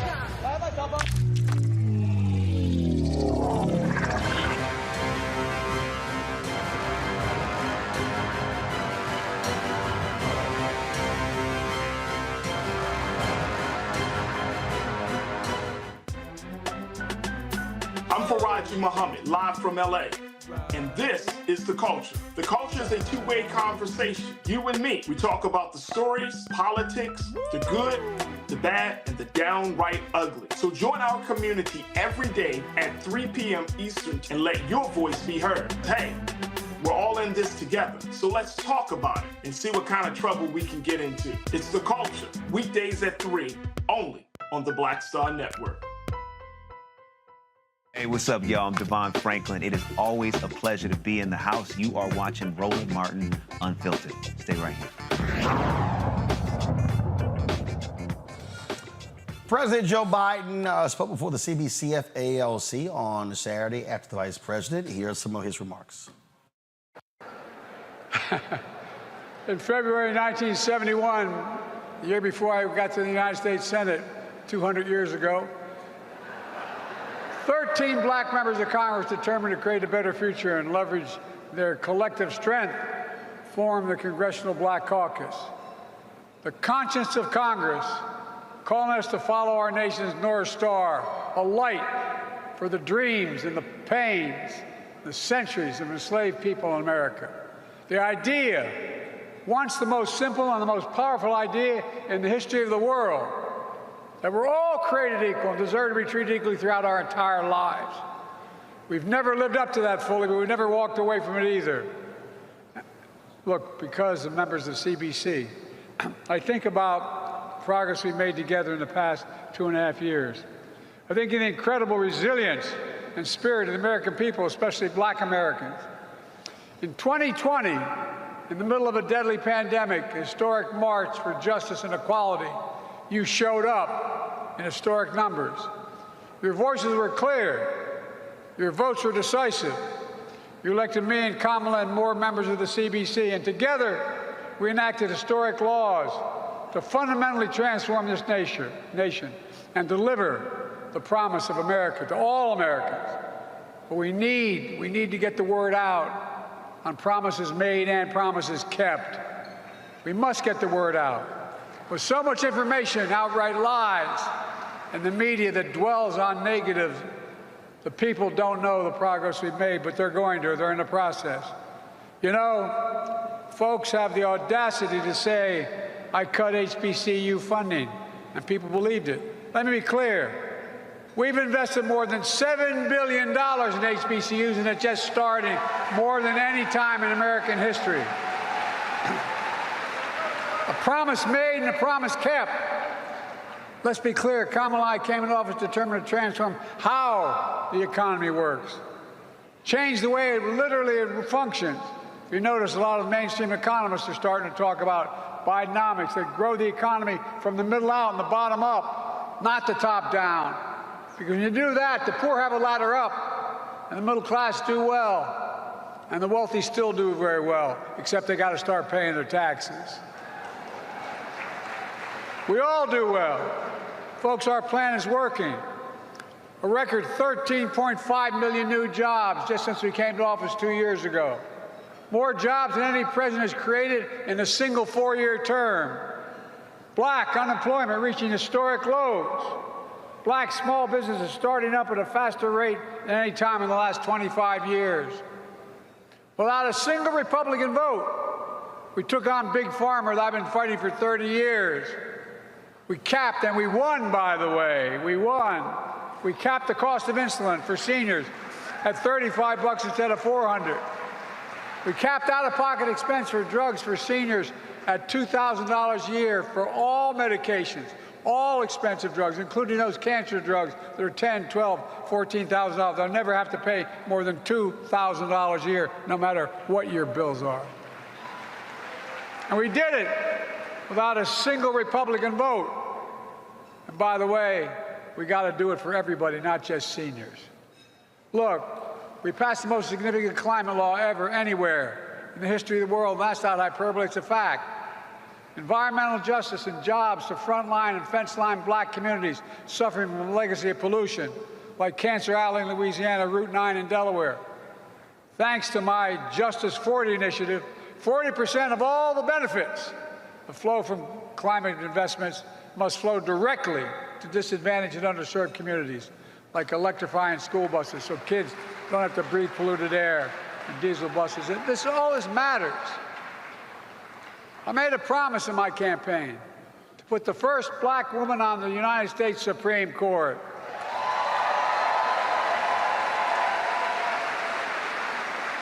And I meant it, and we did it. And with the support of the CBC, Ketanji Brown Jackson's on the bench, and she's the brightest of anybody on that bench.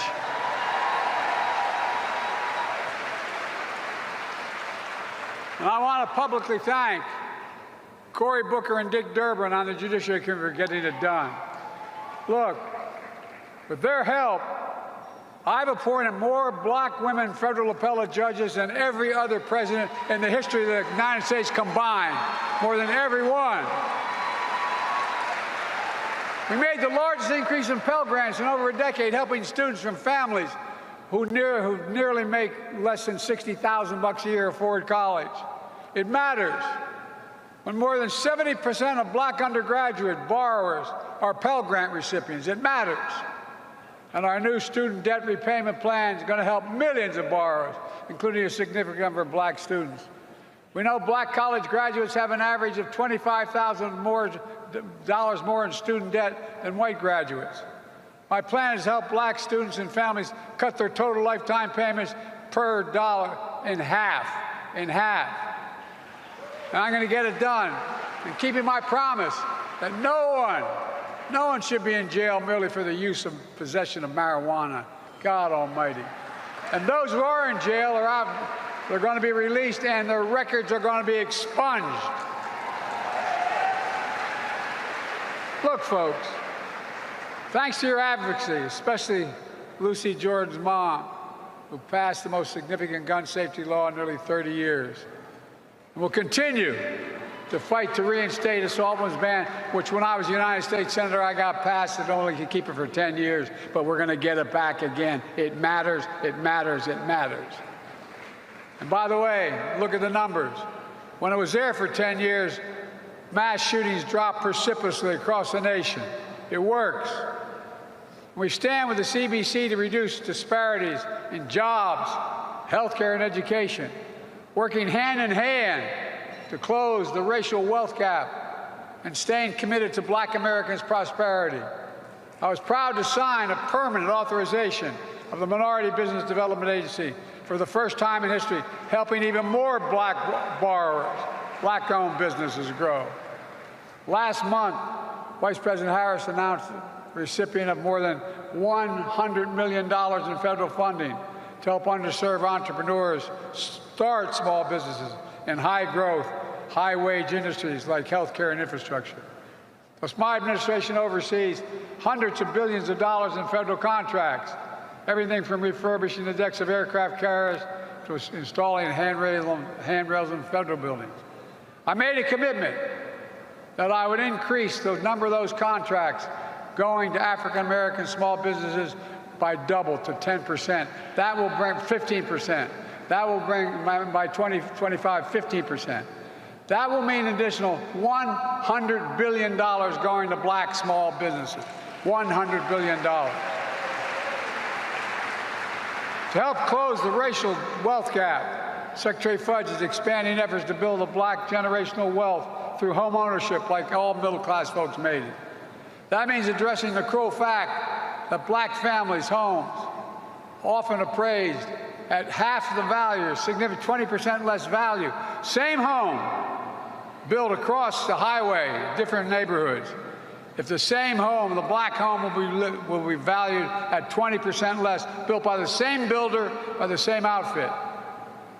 Look, folks, we're aggressively combating racial discrimination in housing, including working to restore the rule that says if a community gets federal housing aid, it's not enough just to say it won't discriminate. It has to be meaningful, take meaningful affirmative steps to overcome patterns of segregation and give everybody a fair shot that lives there. We're also working with leaders to strengthen programs to redress the negative impacts of redlining. We're launching a $1 billion pilot project funded by my bipartisan infrastructure law to help reconnect communities that highways have rolled through. Any of you in my city of Wilmington, Delaware, you go up I-95, it goes underground for a long ways. It divides the community, the black community. They're separated. No way to get together. Highways are physically broken up, blocked out predominantly black communities from opportunities and economic growth. These things matter. They matter in terms of growth. With the American Rescue Plan, passed without, I might add, without a single Republican vote, we reduced black poverty by half by expanding the child tax credit. Well, when we tried to renew it with your help, we're going to fight to make it permanent and expand the child care tax credit. And by the way, it doesn't just help children and their families, it helps everyone. When a mom can go to work and her child is cared for, everything gets better. The economy grows, everyone grows. It's good for everybody, just a little breathing room, as my dad would say. Look, while we're at it, we're building new roads and bridges, high-speed internet, affordable internet for every American, replacing every lead pipe in America, and as many as 10 million homes, 400,000 schools and child care centers, so everyone can turn on a faucet and be sure they're drinking clean water and not damaging their brains. Folks, presumptuous to say, but it's true. Our economic vision is working, creating jobs, building wealth, providing communities with a sense of dignity. My dad used to have an expression. He'd say, Joey, and I swear to God, is what he'd say. He said, Joey, a job's about a lot more than a paycheck. It's about your dignity. It's about your competence. It's about being able to look your kid in the eye and say, honey, it's going to be okay. From our administration, a promise made is a promise kept. Because of you, we're putting in work. We're putting the work in, and we're getting results. Well, we've got to get the word out. We have to get it out. Just think about it. There are those in Congress who are sowing so much division, they're willing to shut down the government. You know it better than anybody. Just a few months ago, after long negotiations between myself and the new speaker, we agreed to spending levels the government will fund essential domestic and national security priorities, while still cutting the deficit by $1 trillion over the next decade. Now, a small group of extreme Republicans don't want to live up to the deal. So now everyone in America could be forced to pay the price.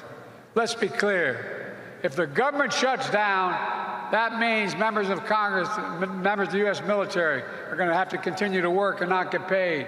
A government shutdown could impact everything from food safety to cancer research to Head Start programs for children. Funding the government is one of those basic responsibilities of Congress. And it's time for the Republicans to start doing the job America elected them to do. All right, folks, going to a break. We come back. Omekongo and Julian will share their thoughts on what both had to say and what they need to do to convince black voters that they are the best option in 2024. You're watching Roland Martin Unfiltered right here on the Black Star Network.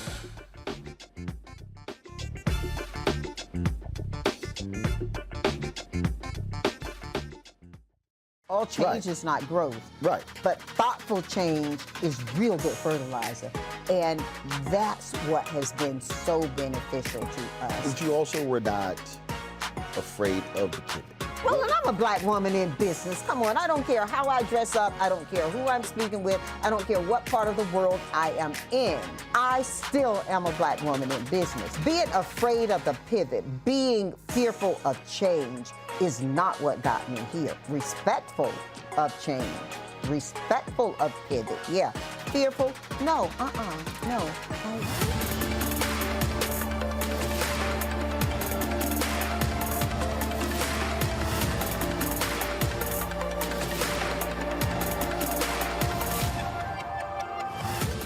On a next, A Balanced Life with me, Dr. Jackie.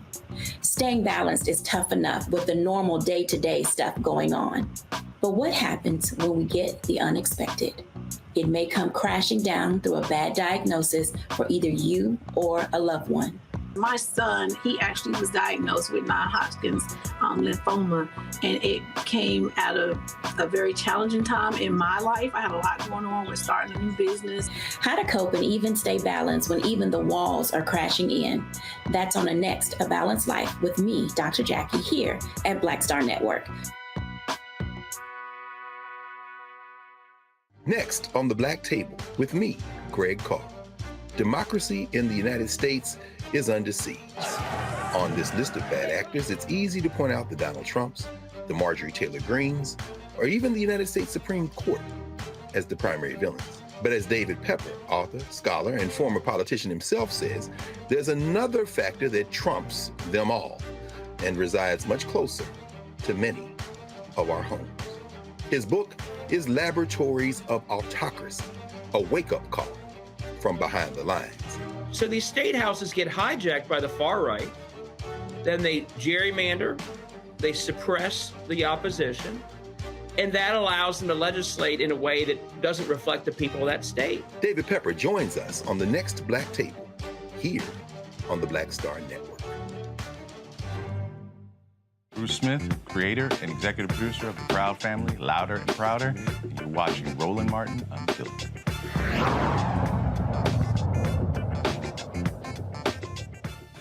All right, Juliana Omokongo, a lot there said by Vice President Kamala Harris and President Joe Biden. Look, as I sat there, Omokongo, listening to both of them, I literally turned to Congressman Jim Clyburn and said, they got to figure out how to make that stuff plain and simple and drill it into the heads of people and say, we did this, and as we plan to do next if we're reelected 4 more years.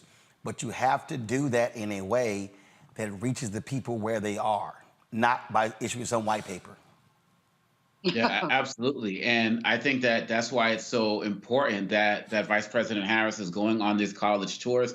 And you'll see a stark difference between what they're doing on these campuses versus what Republicans like Charlie Kirk are doing and got, kicked off of Arizona's campus. They have to take the message to the people, plain and simple. Like you said, folks aren't going to whitehouse.gov. Folks aren't really following them on social media. They got to go to the people. And when VP Harris is going to these events, there are lines around the corner, the excitement is there. She can gen up excitement in ways that she hasn't really been allowed to do. And you've been talking about this on many times on your show. She needs to be able to get out there and do her thing. And whether it's something like the hip hop party, whether it's something like or leading this department on gun violence prevention and the like, I believe that she is the key. It's great to hear, Biden speak about these things and specifically talk about the Black agenda, but I really believe that she is going to be the key to making sure that his base, his number one base, which is Black people, stay in tune and stay in touch with the White House and ultimately vote for them. Look, the Republicans have made it clear. They're going for the extremists. They're going for the people who are the most hardcore, even though that base is not expanding. This whole show tonight, or half the show tonight, we've talked about what they're doing with the courts, with the justices. They are doubling down on trying to grab power. And so what should the Democrats do? They should be returning to their number one and number two base, Black women followed by Black men, and continue to speak and go to the places where Black people are. CBC was great event. I'm glad you played this now for many people who couldn't be there. Take this message across the country. And those of y'all who are in Black media or Black influenced media, you got to augment their voices as well. Julian? I agree with Omokongo. I think that they've got to get out there. Think that it was great to see them at CBC. I was there. I wish you had played the part where Biden said, I got your back, I got your back, I got your back. And I'm thinking, really, dude? Where are my reparations? I mean, he could do a lot. He could do a lot. I know that a lot of people think reparations are controversial, but the fact is that Sheila Jackson Lee met with him on Friday last, and she is on fire to make sure that he sets up a commission. Others will not like it, but as Omokongo said, we are his base. You cannot run away from your base. I got a piece of data that said that, 25% of Black men aged 18 to 39 and 20% of Black women aged 18 to 39 are seriously considering voting for Donald Trump. That's where's data from? There's a young brother who's a new pollster. I don't have his name with me right here, but I ran into him at March on Washington, and he shared the data. I'll find the actual source for you. But he, I was stunned. And I was telling Siobhan Bradley at NCW, I said, what are these young sisters thinking? But the bottom line here is that they have not made a compelling case for young people. They haven't made a compelling case for young Black people, and they have to. We need every vote out there. We don't need people saying, I'm staying home because I'm not turned on. You don't have to be turned on. But quite frankly, some of these young people require some ignition. They need to be ignited. And the college tour, I think, is great. I think that the college tour is fantastic. Biden going to Detroit for UAW is fantastic. We've got to get to more working class people. And it's really important. I mean, like you said, Roland, white papers are, well, what do y'all said? White papers ain't gonna get it. People have to be able to hear and see. They got to do more advertising, more tweeting, whatever, the social media stuff. That both of those speeches should be on social media, Instagram, something like that. And that part, I got your back. That really needs to be on there. I think it will really be important. They've got everything. I mean, inflation is up, but it's not up as much as it was last year. Inflation is up. Gas prices are up. Food prices are up. There's some negatives. 8 o'clock. There's some negatives, but there are lots of positives, and they have not maximized them at all. All right, folks, some quick breaking news here. The special master in the case out of Alabama, the redistricting case, has released his report. That report was due today, laying out how the lines are going to be withdrawn. Go to my iPad. And so it's a 44-page document, and it lays out here the recommendations from the special master, the background of this particular report, all the legal maneuvers that actually took place, the Supreme Court ruling on this as well, and what needs actually to happen. And so throughout this report, it lays out in terms of how the lines should be redrawn and how they should be that do not violate the Voting Rights Act. And so, again, in one of the lines here from the special master, they make clear, go back to my iPad, it said that per the court's instructions, each proposed plan remedies the likely violation of Section 2 of the Voting Rights Act identified in the court's preliminary injunction order. Each proposed plan also complies with the U.S. Constitution and the voting rights, adheres to the one person, one vote requirement, and it goes on and on and on. We'll talk more in depth about this special master's report tomorrow right here on Roland Martin Unfiltered on the Black Star Network. Julianne Malveaux, we appreciate it. McConaughey being here, thanks a lot as well. Folks, don't forget, support us in what we do. Nobody else is doing the kind of news that we do. Nobody. We're the only Black-owned news outlet doing what we do. We're the only Black-owned news and information digital network in this country as well. We are covering the stories in depth in a way other people don't even want to touch. Your resources absolutely are critically important to us being able to continue doing this work. We are about $325,000 behind our goal for the year. And so please, if you would join our Bring the Funk fan club, the goal is to get 20,000 of our fans contributing on average $50 each. That's $4.19 a month, 13 cents a day. You can see your check and money order to P.O. Box 57196, Washington, D.C., 20037-0196. Cash App, $RM Unfiltered. PayPal, R Martin Unfiltered. Venmo is RM Unfiltered. Zelle, Roland at RolandSMartin.com. Roland at RolandMartinUnfiltered.com. And of course, you can also download the Black Star Network app, Apple phone, Android phone, Apple TV, Android TV, Roku, Amazon Fire TV, Xbox One, Samsung Smart TV. Be sure to get a copy of my book, White Fear, How the Browning of America is Making White Folks Lose Their Minds, available at bookstores nationwide. You can also get the audio version on Audible. Don't forget, our 24-hour streaming channel is on Amazon News. So go to Amazon Fire, go to Amazon News. You can also say, Alexa, play news from the Black Star Network. Also, check out our 24-hour streaming channel on Plex TV. You can catch it there as well. Folks, that's it. I'll see you tomorrow right here on Roland Martin Unfiltered on the Black Star Network. Holla! Folks, Black Star Network is here. Hold no punches! real revolutionary right now. Black power. Support this man, Black media. He makes sure that our stories are told.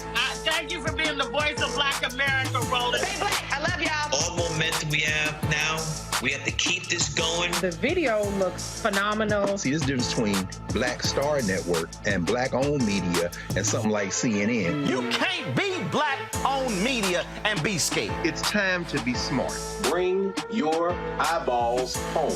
You dig?